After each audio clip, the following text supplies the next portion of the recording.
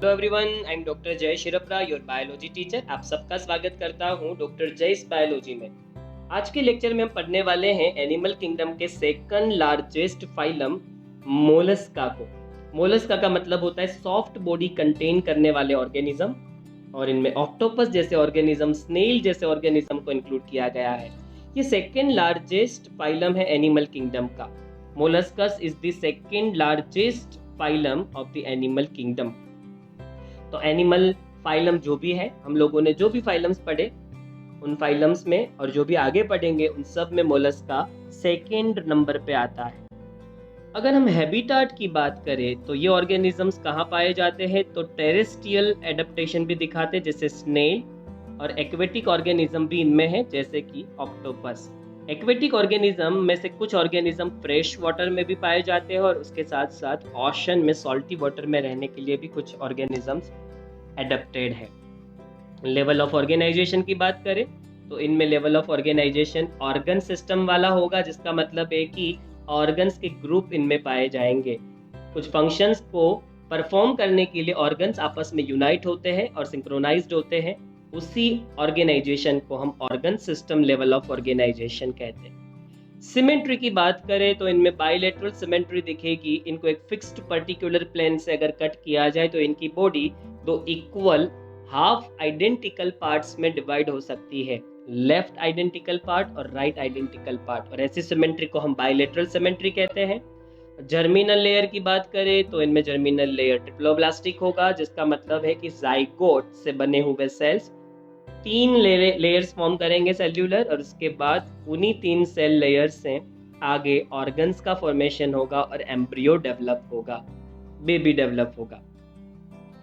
Coelom की बात करें तो सिलोम मतलब बॉडी कैविटी। अगर बॉडी के अंदर एंडोडर्म और मेसोडर्म के बीच में कोई कैविटी पाई जाती है तो उसको हम सिलोम कहते हैं।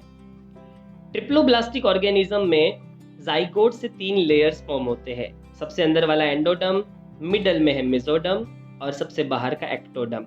तो उसी अंदर वाले एंडोडर्म और बीच में जो लेयर है मेसोडर्म, उसके बीच में अगर कोई कैविटी है तो उसको हम सिलोम कहते हैं। और जो ऑर्गेनिज्म सिलोम को पजेस करते हैं उनको हम सिलोमेट्स कहते हैं। इन ऑर्गेनिज्म में सिलोम पाया जाता है। तो ये हमने बेसिक टर्मिनोलॉजी के बारे में पढ़ा, और ये सारी टर्मिनोलॉजी का क्या मीनिंग होता है उसको डिटेल में हमने चैप्टर की शुरुआत में समझाया हुआ है। चलिए इनके बॉडी स्ट्रक्चर की तरफ आगे बढ़ते हैं। तो मोलस्क का जो है उनका बॉडी स्ट्रक्चर, इनका बॉडी कैल्करस शेल से कवर होता है, कैल्केरियस शेल से कवर होता है। इनका बॉडी एक हार्ड शेल से कवर होता है। देखिए यहाँ पर आपको वो शेल दिखाया भी है। तो यहाँ पर अगर मैं हाईलाइट करके आपको दिखाऊं तो ये जो दिखाया है, ये जिनमें शेल है इसको कैल्केरियस शेल कहते हैं। ये हार्ड शेल की वजह से इनके बॉडी को प्रोटेक्शन मिलता है। ये एग्जांपल जो यहाँ दिखाए, ये फिगर जो दिखाई गई वो स्नेल की फिगर है। तो इस तरीके का शेल हमें कैल्केरियस देखने को मिलेगा। It is unsegmented with a distinct head, muscular foot and visceral hump. मतलब इनका बॉडी अनसेगमेंटेड होता है, अर्थवर्म की तरह और कुछ इंसेक्ट्स की तरह इनका बॉडी सेगमेंट्स में डिवाइडेड नहीं होता, एक पूरा कंटिन्यूअस बॉडी स्ट्रक्चर होता है। और इनकी बॉडी में हमारी बॉडी की तरह हेड जैसे कुछ पार्ट्स होते हैं, पर कुछ डिफरेंट पार्ट्स भी है जैसे विसरल हम्प और फुट। अब समझते हैं हेड कहाँ है। तो हेड तो आप सबको दिखेगा, फिगर में हेड बहुत ही इजीली दिख रहा है। यहाँ पर देखिए ये हेड है, जिसकी हेल्प से ये ऑर्गेनिज्म मूवमेंट करता है, उसको हम मस्कुलर फुट कहते हैं। और यहाँ पर मस्कुलर फुट भी दिखाए गए, ये रहे मस्कुलर फुट। तो ये जो स्ट्रक्चर यहाँ पर दिखाया गया है ये मस्कुलर फुट है।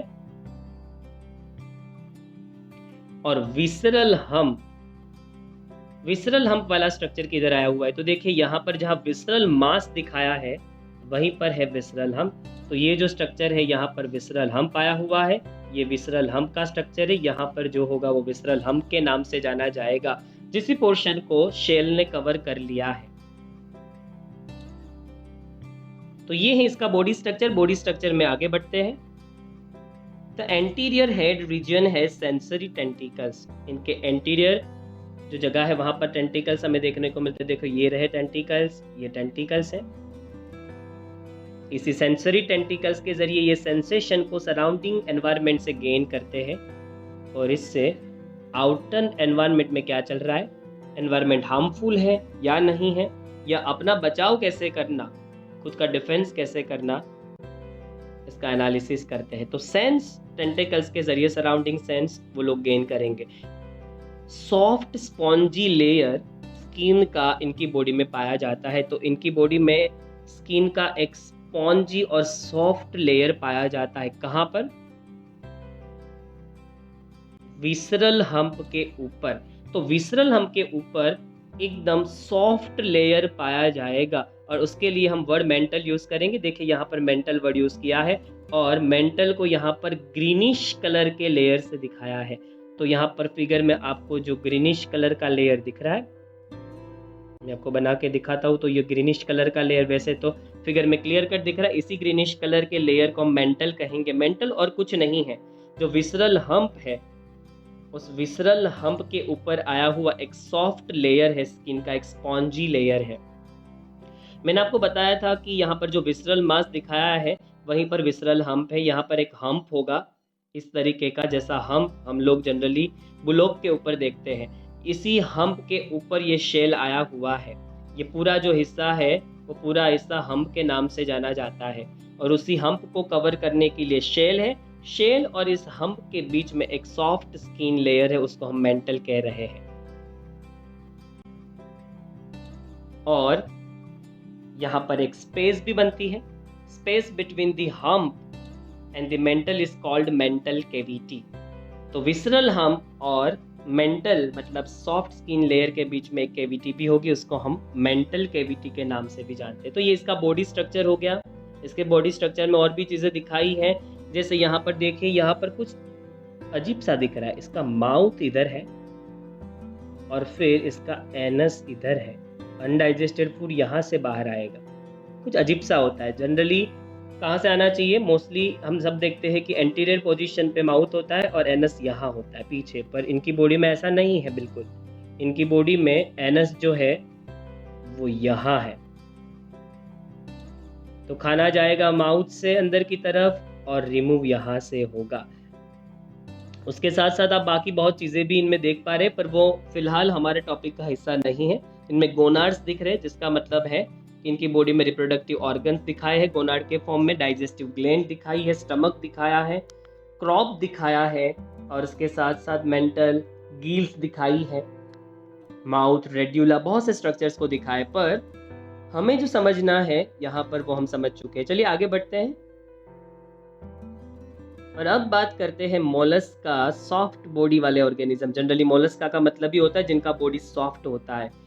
इनमें रेस्पिरेशन और एक्सक्रीशन कैसा होता है? तो मेंटल कैविटी जो है वहां पर गिल्स प्रेजेंट होती है। आप फिगर में देख चुके हैं, वहां पर गिल्स भी थी।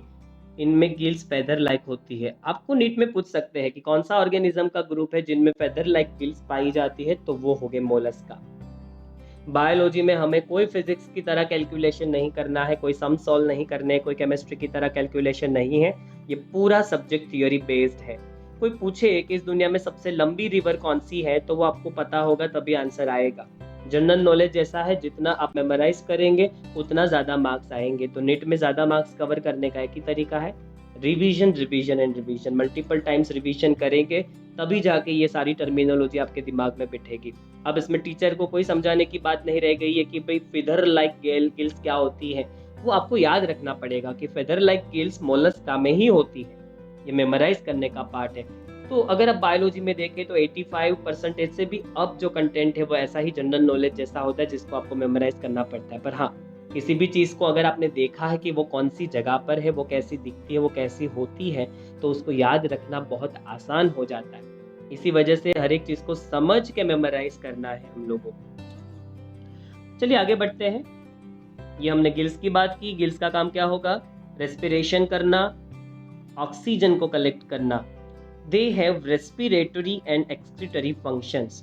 गिल्स ना सिर्फ रेस्पिरेशन का काम करता है, सराउंडिंग एनवायरनमेंट से ऑक्सीजन को गेन करता है और कार्बन डाइऑक्साइड को रिमूव करता है, पर उसके अलावा वो एक्सक्रीशन का भी फंक्शन करता है। बॉडी में मेटाबॉलिज्म के बाद, सेल्स के केमिकल रिएक्शंस कंप्लीट होने के बाद जो कचरा फॉर्म होता है, जो excretory harmful toxic substance form होते हैं, उनको भी यहाँ से ही रिमूव करवाया जाता है।